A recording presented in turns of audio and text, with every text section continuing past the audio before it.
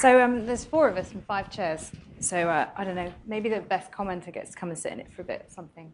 So hi everyone, I'm Walker Hudson from FrontlineSMS. I don't know if you saw me just grabbing my FrontlineSMS button from my co-director over there.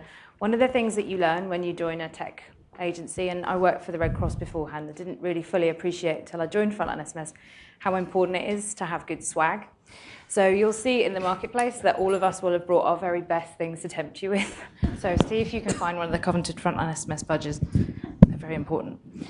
So I'm very happy to welcome a fantastic panel today. They're very brave people. We were all quite conscious that the discussions so far today have been not contentious, but I think there are lots of big questions in people's minds, and we've heard a lot of information. People are starting to think that through. So what we wanted to do was have an opportunity to have a bit more, this is the sort of more discursive and reflective part of the day. And so we'll just have a chat up here between us and then invite you to join us, essentially.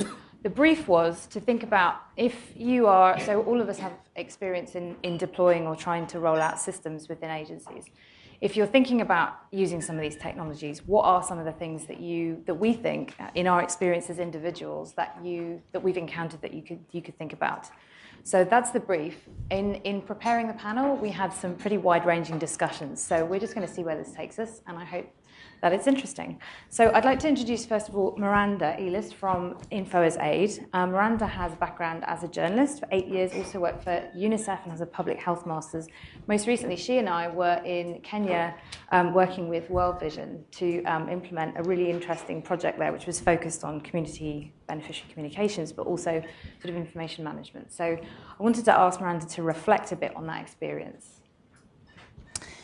Okay, I'm going to just talk a little bit about infoasaid because you've probably seen the logos everywhere, and I think maybe just a few sentences on what infoasaid is. So infoasaid is a DFID-funded project. It's managed by BBC Media Action and Internews. And the aim of the project is to improve communication between affected communities and aid agencies.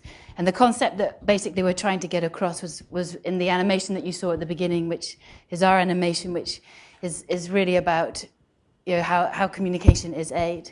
So I've been asked to talk about a project that we are helping to implement in southeast Kenya in a county called Taita Taveta with World Vision, who is one of infoasaid's partners. World Vision Kenya invited us to design a project that could help the delivery of their food aid program using a variety of communication interventions. So based on an assessment of the media and telecoms landscape and an assessment of the information needs and access of the crisis-affected community, there are about more than 100,000 beneficiaries that World Vision are accessing. infoasaid came up with a project that involves a multi-channel approach adapted for different target audiences. And the multi-channel approach basically is 2 main channels. It's local radio, so it's the region's or the county's most popular radio station called Angua FM. It's not in English, it's not in Swahili, it's in Taita, which is the local language of the area where they're working. And then the second channel is the use of mobile telephones. And it's between World Vision staff and the affected communities. So just a little bit about the radio. It's basically World Vision sponsors a weekly interactive hour-long evening radio show targeting rural women. The issues have been identified by the community, and it basically involves it's a discussion program, and they have guests which come from World Vision staff who speak obviously Taita, but also the government of Kenya staff. So it's really a partnership between the community, the government of Kenya, and World Vision. As I said, the issues are identified by the community through a number of communication mechanisms. And it's interactive, so listeners can call in or send in SMSs. For example, the first program, which was aired at the end of February, was the head of World Vision's office in Voi, had to go on and explain the bottlenecks and the challenges that they're currently facing in the food aid program, which basically their main donor is the World Food Program. And the phone lines were ringing, the SMSs were coming in, and so it was really a chance for World Vision to explain about the problems that they've been facing and to try and sort of address the concerns of the community. The second part of the project is using mobile phones. We distributed more than 80 Java-enabled phones to community representatives. Focal points were identified by the communities themselves. We also distributed solar charger kits so that those in the very rural, isolated areas could have access to charging facilities. And the aim was to provide a kind of instant channel of communication, not only between World Vision and the communities, but also to make it two-way. So examples of the information that goes out to the community using FrontlineSMS, the open source software that we've heard quite a lot about, is details of the food aid program, problems, logistics, etc., livestock prices, market commodity prices. It's also about mobilizing the community on the subject of the radio so that the community are prepared for the different topics that come up on a weekly basis. But they also use the channels to spread sort of codes of conduct for humanitarian staff and other sort of kind of humanitarian messages that can just be regularly sent out through SMS. And then they hear back from the community on issues affecting the community, maybe new topics for discussion on the radio. And then in addition to FrontlineSMS, they're also using Frontline Forms, which is a data monitoring tool to capture assessment data and to monitor progress. So just a few things about the challenges. Obviously, it requires a dedicated capacity to implement this project from an HR point of view, but also from training and also from financing. And also to get sort of buy-in support, not only from the staff in the country office, in the VOI office, but also backup sort of headquarters in Nairobi. And then is World Vision, I suppose, are they able to respond to the feedback that comes through these extra channels that have now been introduced? They are doing their best, but it has opened up the kind of airwaves and the mobile phone to lots of issues that maybe they hadn't thought about, and it could be criticisms. Are they prepared for that? And then also, we've had the luxury of time. It's a drought, it's a protracted conflict, protracted emergency. So we've had the time to do scoping, project design, training, rollout. But would this be able to take place in a rapid onset? We don't know. So that's just a little bit of content around the project. Thanks, that's really helpful. I think there are, that project for me really brought together quite a few of the challenges that you find just from logistical and local infrastructural issues around, say, electricity supply and stuff like that, to some of the challenges of getting buy-in from higher or different parts of the organisation that you need. And I think that also in problem solving, so distributing solar chargers so that communities could charge their own phones. But the other thing as well is it really brought out the ingenuity of the community. And Airlie mentioned earlier that communities tend to use tools or agencies, staff, use tools start to apply them in ways that you didn't predict. And the same with communities. Communities were coming up with ways to generate income from the solar chargers that they were being given to charge the phones they needed for the project. So that struck me as really interesting. I think the other thing there for me as well is about that it highlights is, again, this issue of choice. So having this integrated approach so that you could choose whether what was the most appropriate communications channel for you as a community member. Is it radio and making information available through more than one channel? And that integrated approach we see as being increasingly important. So FrontlineSMS has been distributing our software since 2006 and helping users to send and receive SMS, which is becoming it's the most widespread form of digital communication and very important for grassroots NGOs to be able to use in a useful way. And we're finding that more and more we're having to help people to think through, well, how can they have multiple tools in the toolkit and apply the most appropriate tool for the context? But I think also we have multiple agencies doing that now. So I wanted to bring in John to maybe reflect a bit on the implications of multiple agencies thinking about these information platforms and systems and deploying them at the same time in the same emergency. So John is a Master's Fellow at the Harvard Humanitarian Institute, and also, before that was working on global intranets, and also was a musician, a cellist, I think? Cellist, yes. So there you go, right here today, John Crowley. So, thank you. Points to bring up, I think, in the midst of all of this. Information overload. One of the themes that we studied with the Haiti response, we'd worked with OCHA to look at the information flows during the disaster. And the number one thing that came back from almost every IMO we talked with was just this paradox of being utterly overwhelmed with information and yet still not being able to get the information they needed to make a decision. That problem is only going to be amplified as we add more channels. So the question comes, how do we begin to integrate these new tools into decision-making processes?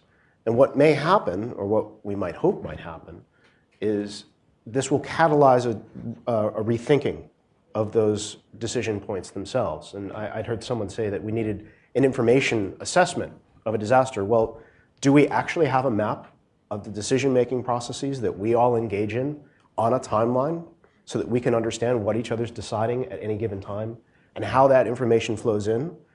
Is there any timeline that we understand from a local community's perspective, or at least their own disaster preparation or DRR, DRM issues, and what their process is and how it ties into ours? So I think there are some open issues there. A lot of the work that I do also toggles in, just from this policy and review perspective, also ties into the experimentation with these tools. And I get to actually play with them in the field every quarter, where we run a set of field experiments and we bring in many of these open source technologies and try and mash them up and get them working together. The key to that is something that we also haven't really touched on in depth today, but it's not about the code. It's not about the code being open. It's about the data being open. That process of, in the tech world, we have a saying, is like, if you show me your data structure, if you show me your code and not your data structure, I'll still be mystified. If you show me your data structure and not your, I probably won't need your code. It'll be obvious. That problem is something that we haven't always confronted, because we're building things, some on the proprietary side, some on the open side, some in this mixed world where it's in the cloud and kind of sort of open but not completely. And there's a range of either agreements that need to be made around the data, or licensing issues, or intellectual property issues. This is something that we really begin to need to confront. If we're in a place where we have at least a sense of what the data structures are, even if the data is set up in closed channels between us, we can at least agree on how our applications need to be structured to take it in, and we have the ability to create these mashups.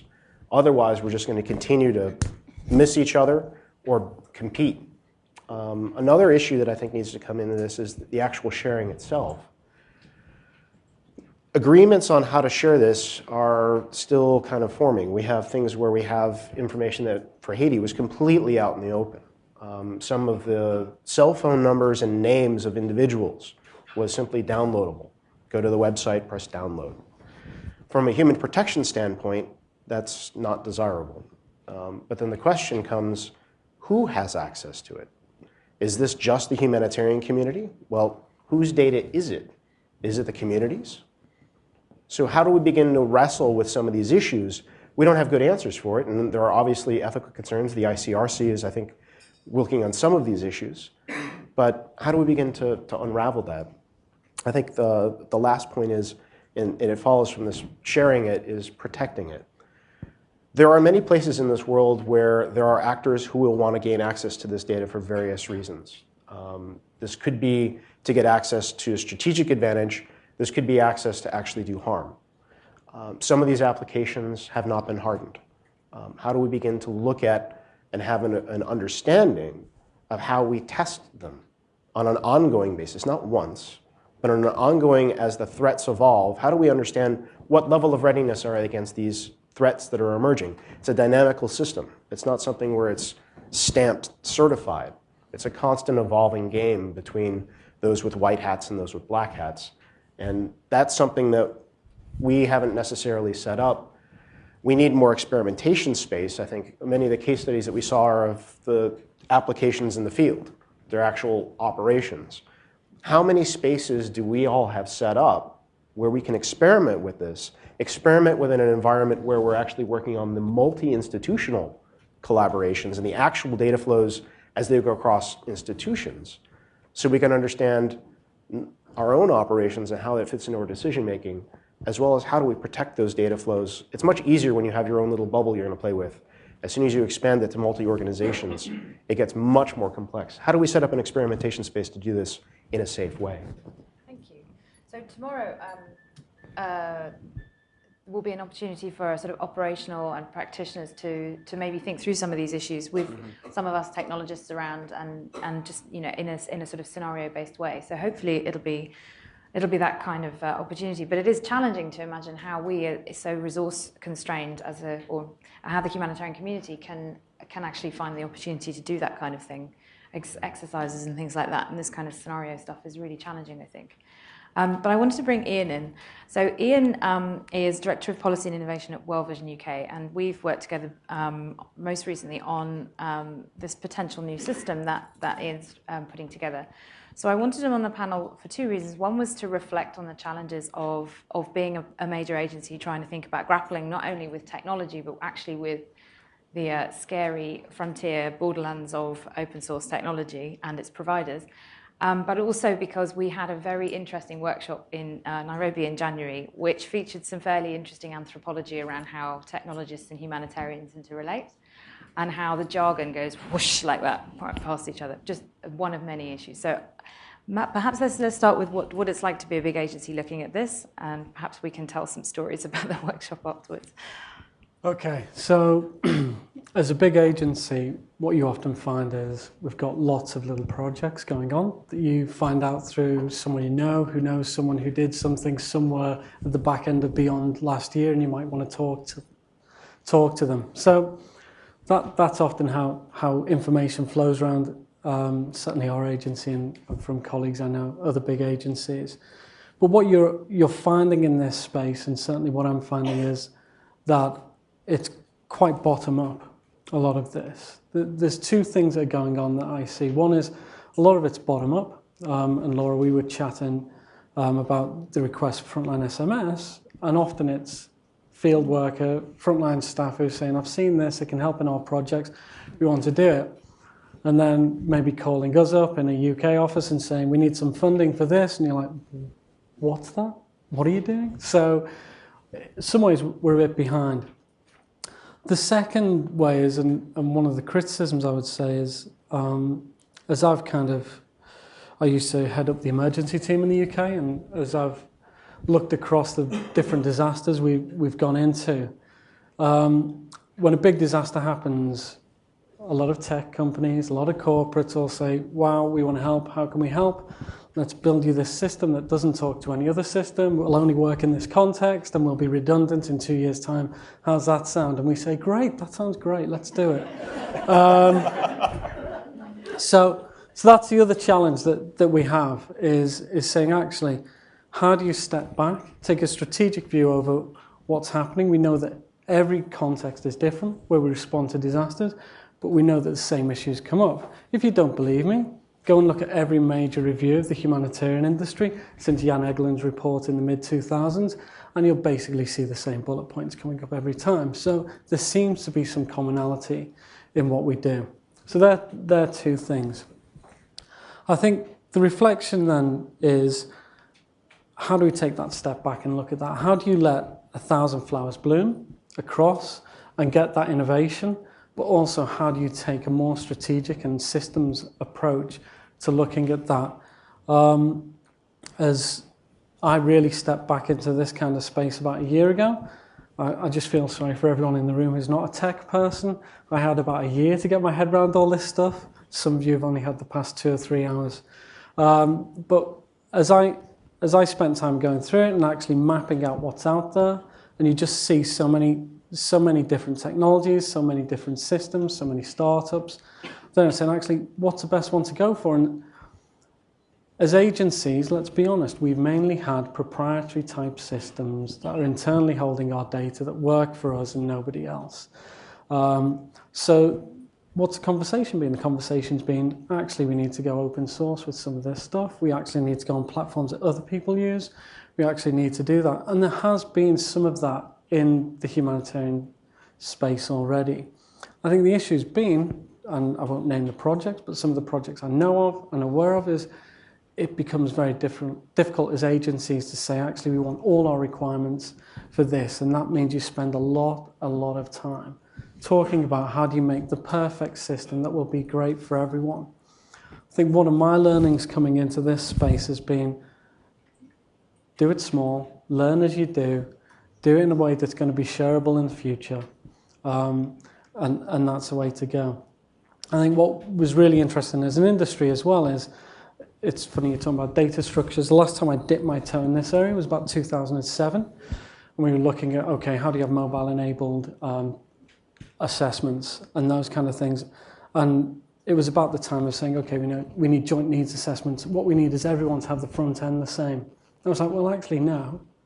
If you have the back end that can convert that into a similar type of language, everyone doesn't need the front end to be the same as long as you understand what the data structure is and what's going in. Had that conversation with a donor in the room who just didn't kind of go with that approach. And so we went forward with the way we're getting, which is how do you change 15 agency systems to be a single type system rather than how can you have a single type at the back end of that, which can suck that in, which would have been a lot less hassle and effort. So what does that mean when we get back into a room in Nairobi? We're looking at building a system. It's fairly systems wide.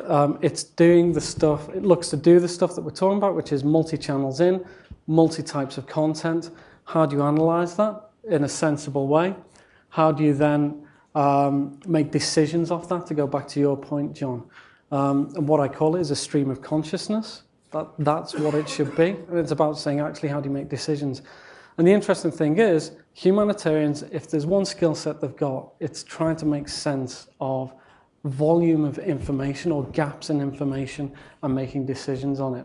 So if there's any group who should be able to cope with this kind of fire hose, it's emergency response workers. That said, we get in a room in Nairobi and we have 3 tech partners and a group of emergency response people. It sounds like a bad joke and all it does is get you grey hair. But what you find is it's extremely difficult. It's extremely difficult to say, actually, what are your requirements? What do you mean requirements? Well, what do you actually need this thing to do? Well, I just need it to do this. But yeah, can you break those steps down into And you just find you get people tearing their hair out. But the fact is, as far as I can see, for the industry, this stuff's going to happen anyway. It's happening around us. Unless as humanitarians we get our head around it and work out how it can work and how it can improve the way we do our response, the way that we do our early warning, the way that we do our recovery, then we're going to get left behind. And I think Gareth said it this morning, that feeling of being left behind. Thank you. It was a nice workshop. We all got on in the end. There were just moments where I think what you realise, especially coming from one to the other, is that the cultures are very different. And you would find that, I guess, even in an internal project, working with your own IT department, that the approach is very different. But I think that we've got a lot to learn from each other. I think I've reflected before that I think the open source community, for example, could do with some of the discipline of working with larger organisations and being forced to sort of professionalise in a way. And I think that the humanitarian, like what Ian's describing, is well-visioned learning from an agile approach to project management, essentially, rather than just to software development. So there was lots of learning there. I think we've heard some really interesting stuff, and I definitely want to ask you all what you think. Just to pull out a few themes that seem to come out for me particularly. One is, the realities of agency capacity on the ground. What are the requirements of training? What do you need to do to help people to be able to sustainably pick up these technologies and be able to just run with it on their own? And then, the reality of even if you get these information flows working, what then? Can you cope with the volume of information you then have? How do you do an information needs assessment of a community? Should you, is that part of pre-positioning your understanding of countries, perhaps where this might happen, is to have an understanding of the communications context and how and where the mobile is used, for example? Massive issues around data ownership, especially as these platforms scale and replicate over countries and across agencies. It's data security and data sharing across agencies and entities. I think preparedness is something that we haven't really touched just in this panel, but so Miranda was saying that having the luxury of a chronic crisis meant that you could implement some of this training, but actually if you're trying to deploy a technology in an emergency, that's too late. It needs to be there on the ground first. And then just this issue of culture. So have we got our roving mics? Yes, we have. So if people would like to contribute or offer thoughts and comments or questions to us, then hands high and Laura, well, we actually want to start with a question that's come in from one of our listeners online today. Can we put that up, Dave? Hussein, thanks.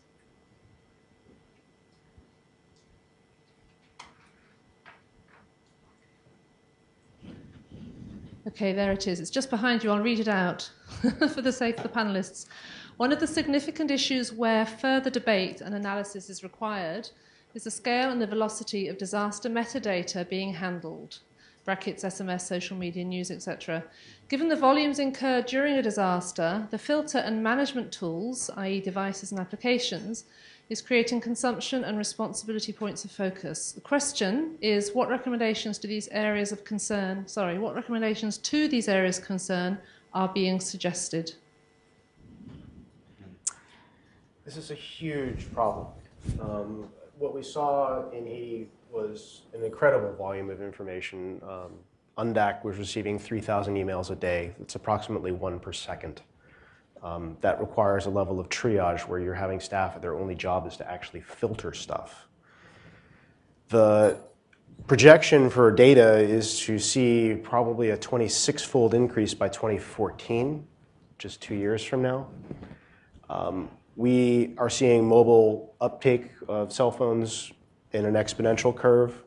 And as we add in affected populations with some of our own tools, let's just face it, they're going to now have the methods of implementing their own and are doing so. So we may be playing catch up with them. That problem, I think, is just growing worse.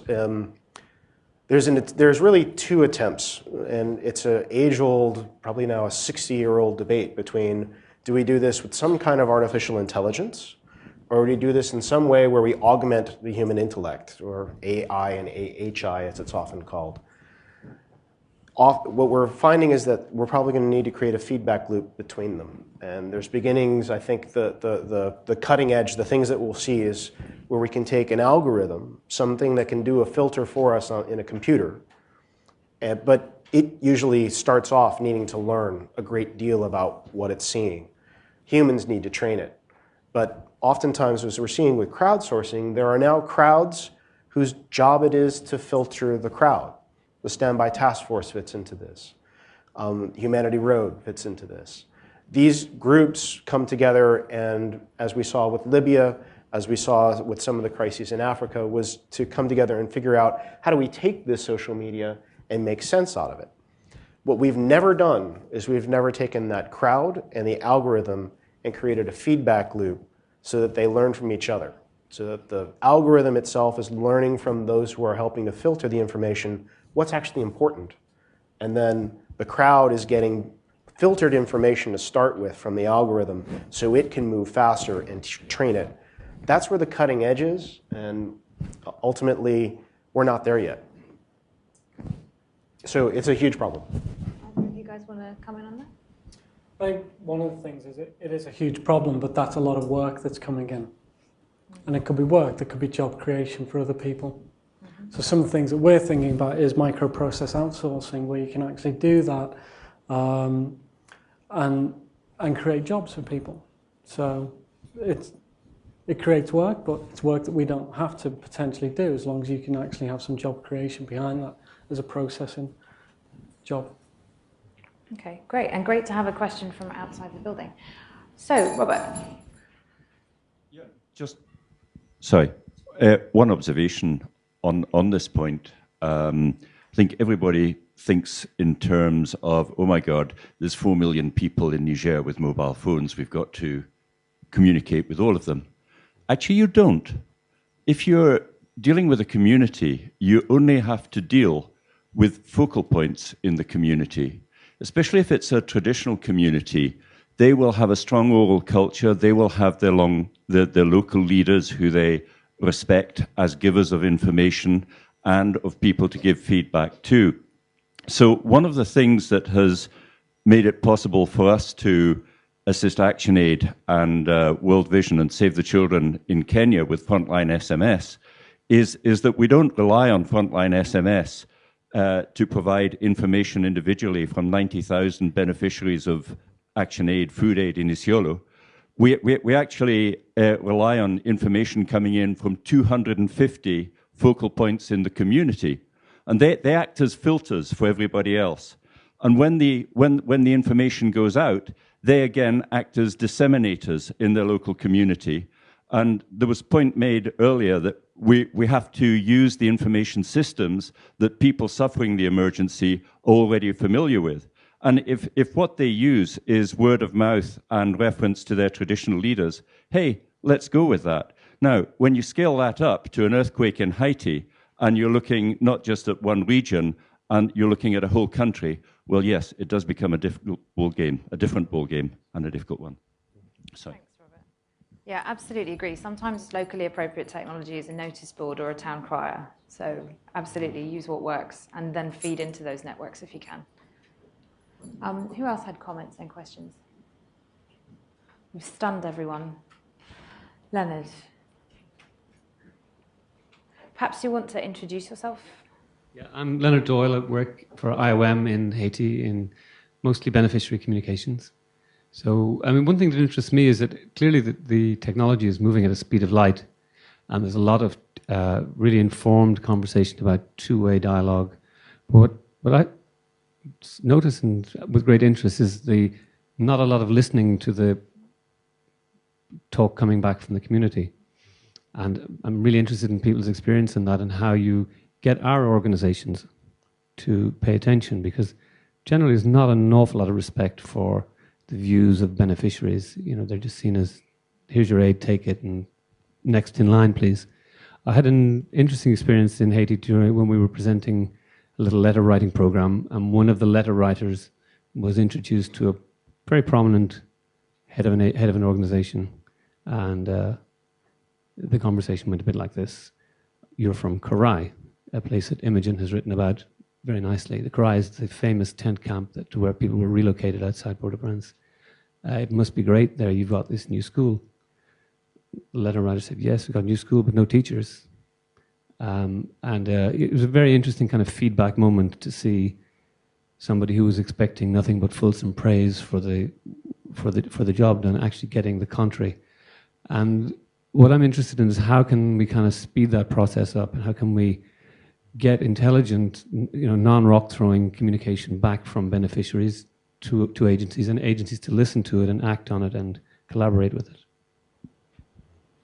Thanks, Leonard. Yeah, that's really important. And also sometimes communities just want to express what's happening, or even, praise, or I think what's interesting there as well is what that does. Well, two things, and perhaps Ian might comment from an agency perspective on because you're working specifically for that. But what does that do to the power balance? And also, what do you do if you can't do what they're asking? So, hi, we're here to hurricane-proof your houses. Well, that's nice, but I'd really rather have a new kitchen. What do you do when that is the request back?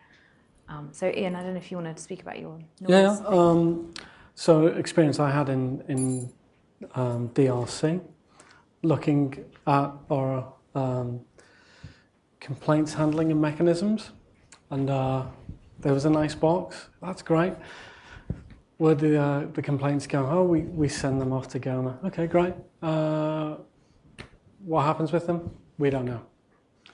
And I think that is often the case in terms of how is that informing our practice.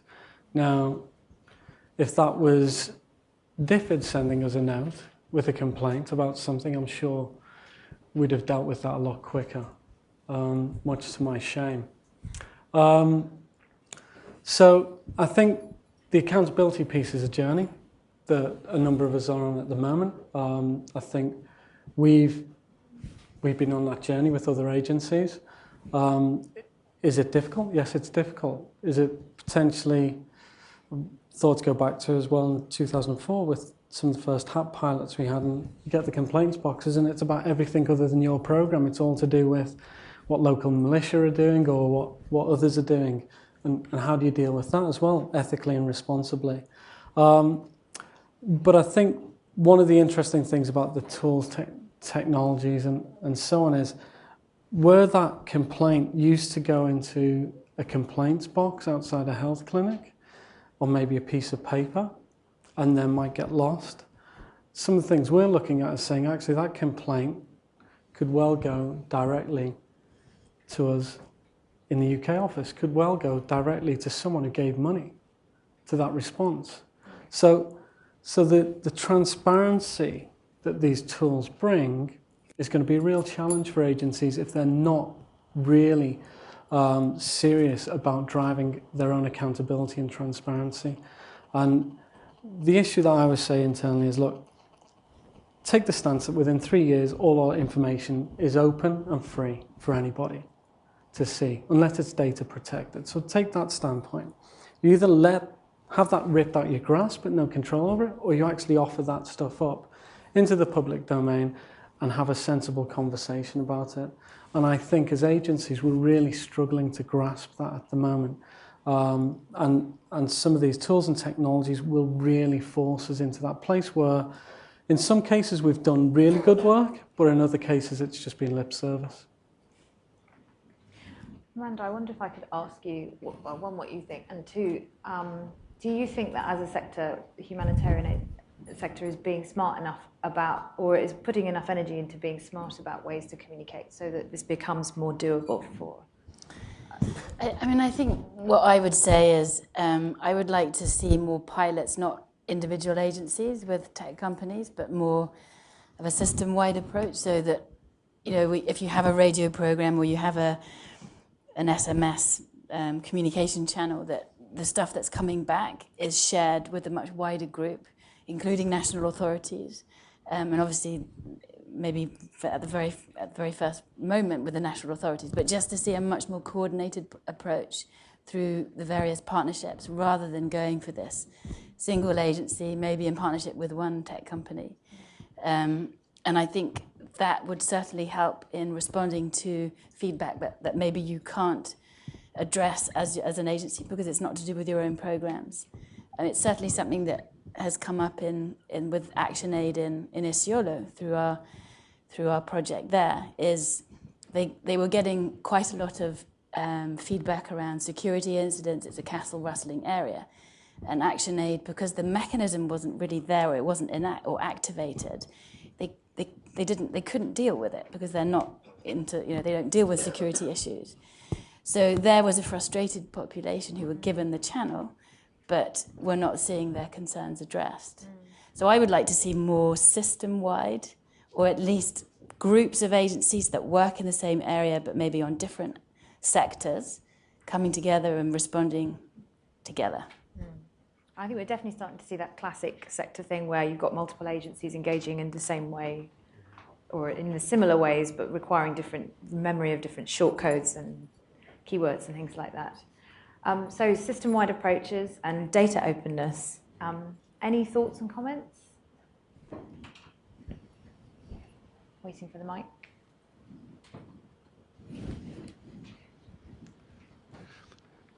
One of the things that we've realised is that there is a huge amount of data which is held on people in every country by the mobile phone operators. They communicate with their customers usually every month because they have to in order to bill them. They also have huge amounts of demographic data, and they have the infrastructure to mine that data and to come up with all types of conclusions. It strikes me that one of the most obvious ways to go forward and to solve these issues of volumes of data and analysis is to seek a way of working with these operators in partnership to actually get their help in delivering this, rather than trying to do things independently. Thank you. I'm just going to take a couple more because we've only got 5 more minutes. We had Imogen over the back and Colm. It's a race for the mic. I actually just wanted to echo that a little bit. I've found it very interesting watching for years the humanitarian community agonize over feedback and how to manage this and how do we refer and all this stuff. And everywhere I go, every decent business does this without thinking. It's an essential part of a business model. You can't run a business without a customer call center. In every country we work, there is a private sector providing this service for pretty much every product they produce. It doesn't matter what they produce, whether it's, beer or or food, it doesn't matter. There's a lot to learn from that. I don't see why we're kind of boxing ourselves into humanitarians have to solve this all on our own. We're not just the expertise, but the capacity is also out there. I also actually, at the risk of jumping in, I wanted to ask Karel to speak to his experience in the early days of the quake again, in what it's like actually managing huge amounts of information directed at you. Because that was what he had to do, and he didn't have a choice about it. We still think a lot of our systems about how do we keep this at arm's length. What I found so interesting when I spoke to Karel and researched him was that they managed to run an amazing system based precisely on doing the thing that we are saying is so difficult. So I don't know if he's willing to speak to that. I know he basically invented the BBC information management system by default. But let me pass. Can someone get the mic to him? Karel, while we get you a mic, Colin's got it right now. So can I bring you in? I think it's on. Switch. Is that mic on? Oh. Thank you. A lot has been said about access by all actors to information and the importance of open source data. A lot has also been said about the advances and availability of new technologies, and the fact that these advances are going to happen with or without us. And the us I refer to is humanitarian actors. The question I would like to ask is, in terms of this increased access to technology, this increased availability of information, and on the issue of accountability, how soon is it before disaster-affected communities turn the table and start to analyse us and start to collect data on us? How far down the line do you think that is? Can I ask? Well, I mean, okay, you've got 20 seconds each on that if you want it. We're running out of time. Just give me a time frame, John. Come on. If there's something in Indonesia in the next year, I'd be surprised if it doesn't happen. I mean, I think what I got from Caleb, what I got from the talk before about Radio 1 was the DJ turns from being a DJ to a moderator of a conversation. Moderator of a community conversation that's going on not just within Port-au-Prince, not just within Haiti, but globally. It's not going to take long for that conversation to happen, in which we're judged and monitored. No. You already have a Japanese population that was telling us of radiation measures. Karel. Yes. All right. What I did following the earthquake, monitoring information was a little bit difficult, but since I'm Haitian and I know how the country is running and what the culture is, so I was able to find out what's good and what's bad, or what to share or what not to share. For example, one of my source of information was the 4636. And when I was on that website and find out about people, most of those information that came out was people crying for help. I need water, I need shelters, I need food, I have my friends stuck on the wobble and everything. So since the 4636 gave me the access to that person's phone's number, the first thing I did was to call that person and verify that information, or find out in what time frame that person sent those cry for help. For example, I remember there's an orphanage somewhere up in Pétionville that wanted to have milk for about 20 babies. So the text came up on the website. It was 8 p.m. But when I called them, sent the text, it was like 11 a.m. Because when, days after the earthquake, when the cellular network shut down, so it was a lot of delays with the SMS people were sending. So when you send an SMS, you think that it went through, but somehow the network delayed the delivery somehow. So it was simple to verify that information. And what I can say also, when I get information from official sources, like government official, government elected, or someone that came on the radio and say that I'm from this neighborhood and I need that kind of help. I don't really have to verify that information because it's someone that came to the radio and talk about it. And on Twitter also, when I got some other information, like people tweeting about everything else, per example, not for the earthquake, but I experienced that when we had a hurricane in Haiti. What I did, I tweet that if you have something to report, please mention me in that tweet with your location. So when I receive, like, for example, 4 tweets about the same location, so I think that somehow I can balance that because people react differently when something's happening. And when I have like 3 reactions, I can make the balance and find out what's really good about it and share the accurate information. And to finish, I have to share this experience with you.